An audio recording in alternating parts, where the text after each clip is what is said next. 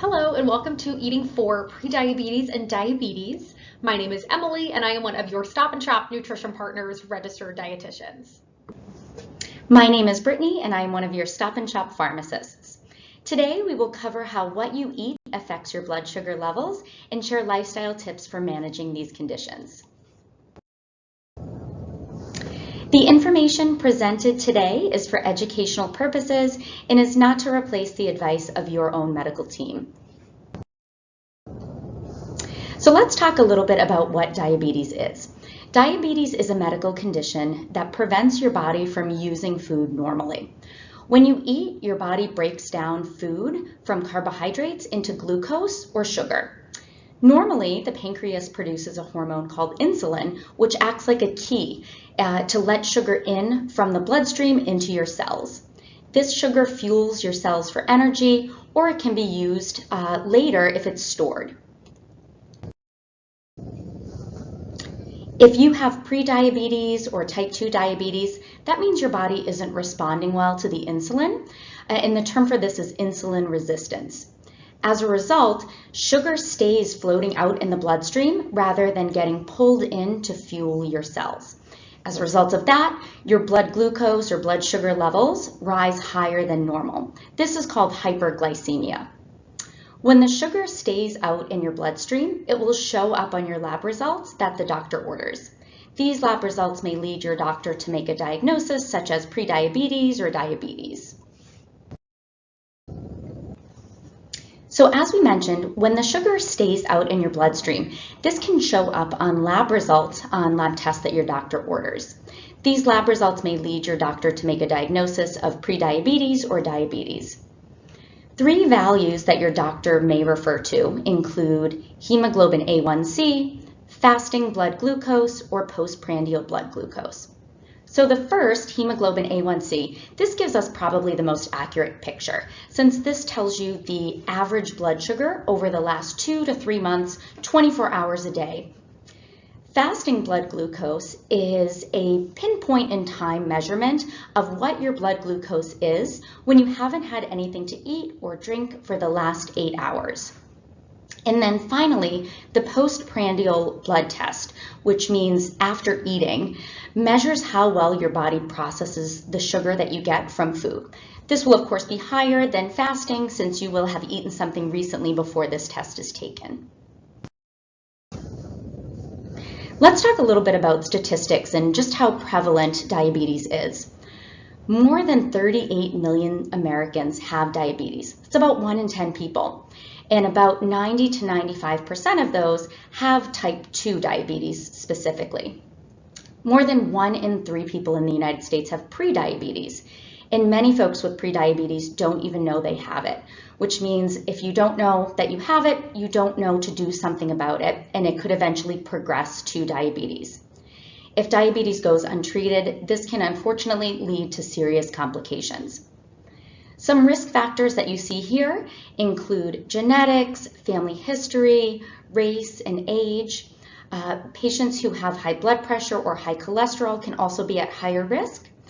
And then physical inactivity or being overweight or obese can also contribute to the risk for developing diabetes.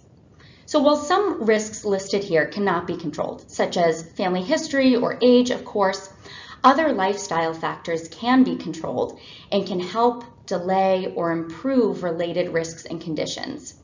Diet, exercise, following your doctor's medication regimen if prescribed, those sorts of things. So today we'll start by identifying small steps you can take to take charge of some of these risk factors through diet and exercise. You can work to prevent diabetes-related complications by focusing on physical activity, weight management, and what you put on your plate.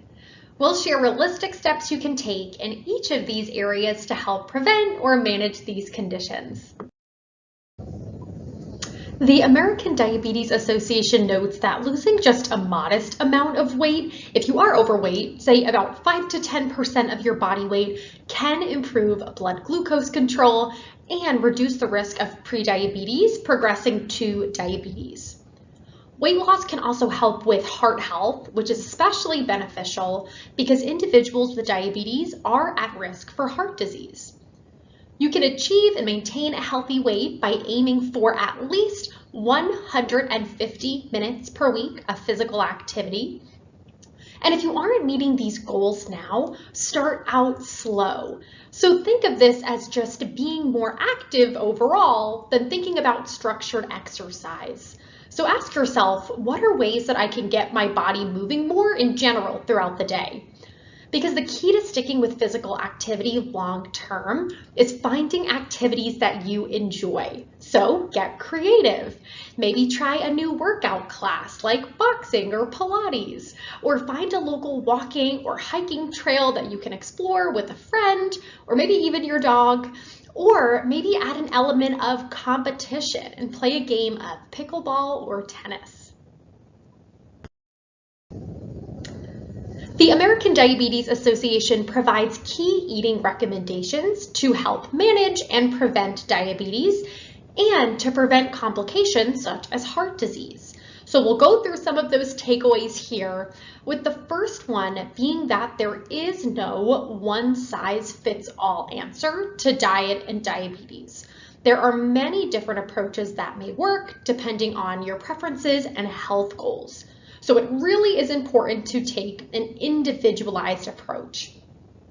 Now, the most emphasized nutrition advice for everyone is to increase vegetable intake, specifically non-starchy veggies, to reduce added sugar and refined grain intake, and to choose whole foods over processed foods. And we are going to be talking about all of these things today. So my plate and the American Diabetes Association plate are helpful tools that incorporate those general recommendations. And so you can use them to help craft your balanced eating pattern. My plate represents balanced, nutrient-dense meals that are recommended to keep all parts of our bodies healthy. And it really does emphasize an overall healthy eating pattern, not just individual foods or certain types of foods. Now, the American Diabetes Association plate is a spin-off of my plate, taking into account some tips specific for blood sugar management. So half of the plate is for non-starchy veggies, a quarter for protein foods, and another quarter for carbohydrate-containing foods. So my plate and the ADA plate give you a guide of what types of foods you should choose. And so now we want to look more closely at the types of carbohydrates on your plate. Because as we mentioned earlier, carbohydrates have the greatest effect on blood sugar because the body breaks down all types of carbs into sugar, or that glucose.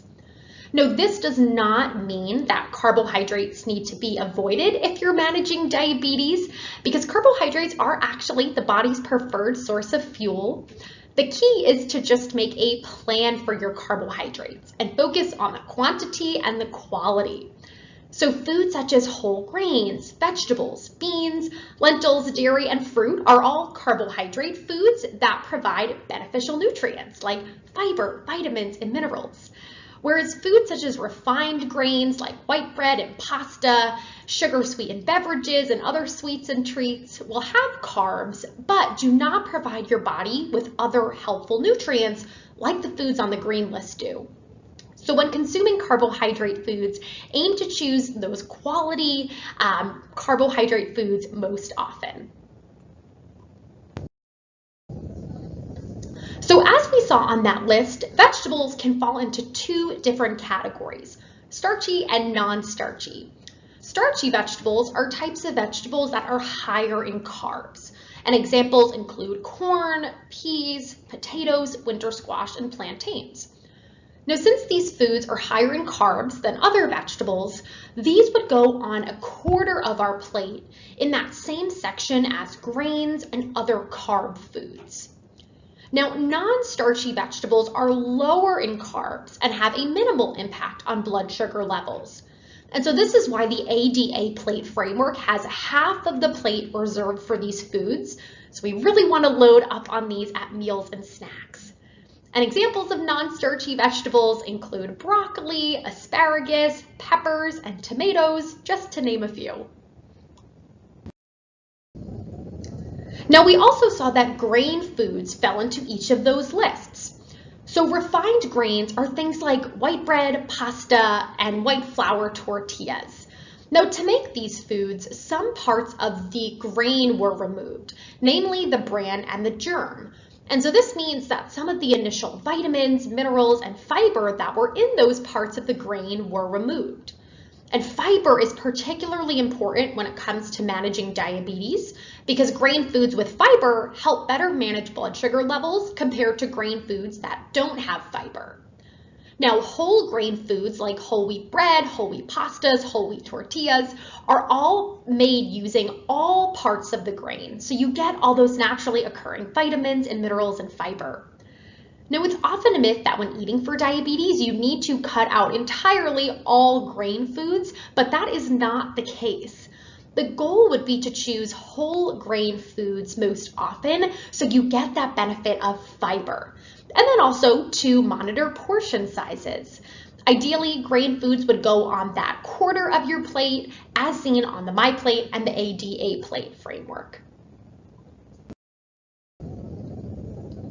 So now that we've covered what your plate should look like and what foods contain carbohydrates, let's talk about a few additional points to consider when creating your management plan. The first tip would be to balance out your meals and snacks with quality carbohydrate, lean protein, and healthy fat. Because pairing carbohydrates with protein and/or fat can help keep blood sugar levels steady. And we will share some other ideas to put this formula into practice in a little bit. Our next tip would be to keep portion control in mind. And one way to help keep portions in check is to bring it back to the plate. So you can follow the ratios of this framework. Again, about half a plate or a half of your plate with non-starchy vegetables, a quarter of the plate with starch or carbohydrate containing foods, and a quarter plate with protein. Also keep in mind that a 9-inch plate is suggested because using larger dishware might cause you to overdo it on portion sizes. Now, some people may be recommended to follow a carb counting plan, where their healthcare providers have provided a target range of carbs to consume per meal. And in this case, the carb content of a food might then dictate its portion size.